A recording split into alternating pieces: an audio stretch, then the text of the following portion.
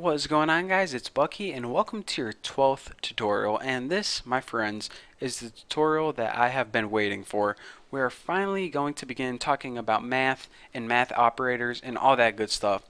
So a couple tutorials ago I gave you guys a quick little taste of variables and math operators, and you saw that not only can you set variables equal to numbers and text, but you can also set them equal to simple equations. For example, 4 plus 6 uses the addition operator to set apples equal to 80. So what it does whenever you do this, it knows that you're working with numbers and it knows to add them together to give you the answer. So then when you have document write and you try to print out apples, it doesn't print out the text 4 plus 76. It actually prints out the value of 80.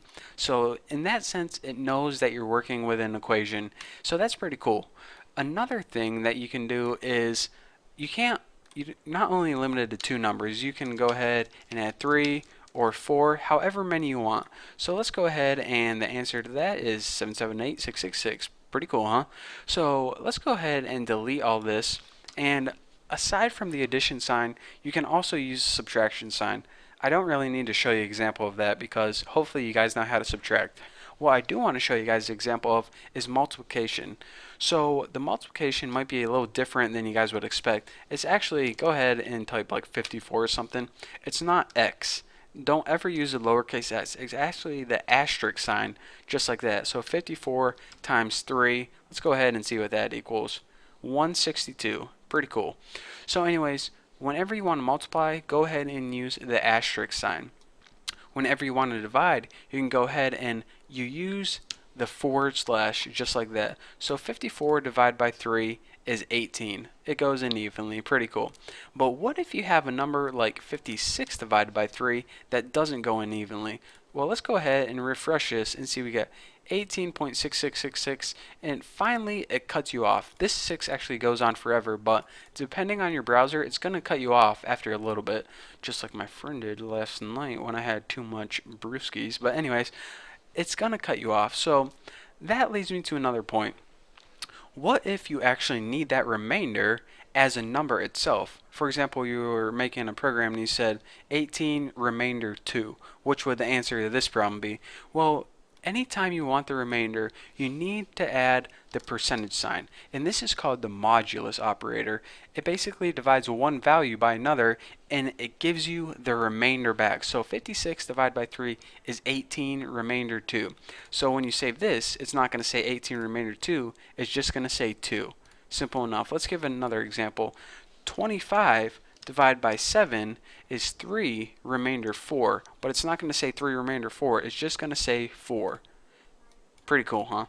So that is how you use the modulus operator. And the last thing I actually want to go over, it's not really a math operator at all, but it kind of is.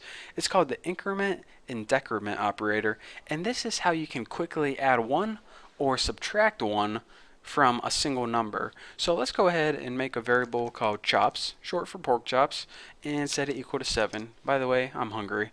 And let's go ahead, in order to add this, you can add 1 to this variable in one of two ways. You can do chops, well, I won't even teach you guys that, but you can do this.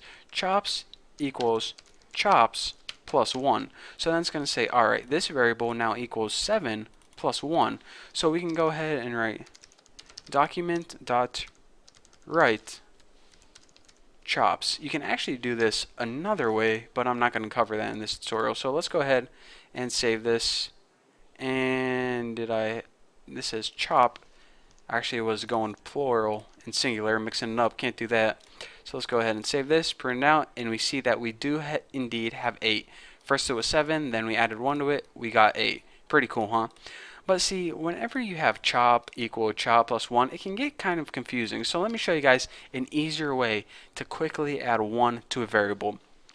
Anytime you want to add 1 to a variable, just go ahead and write the name of the variable, then write plus plus, and that's it. That'll take the number, whatever it is, say it's like 67, and it would add 1 to it, and that'll give you a completely new variable. So let's go ahead and save this, and now chops is equal to 68 instead of 67. So that is a way to change a variable by adding 1 to it. You can also write chop minus minus, this is the decrement, or what's called decrement, whatever. Not decrement. That's something else, so don't want to talk about that.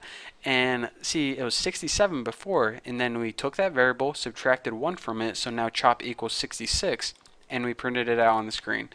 So again, plus plus and minus minus, they aren't really useful right now in these examples, but trust me, whenever we learn about loops, and we're going to learn about other stuff, and they're going to come in handy, and we're going to be using them a ton. So that's why I want to cover them now, so when we go over them later on, you won't get confused. So thank you guys for watching. That's all I have for you guys for this tutorial.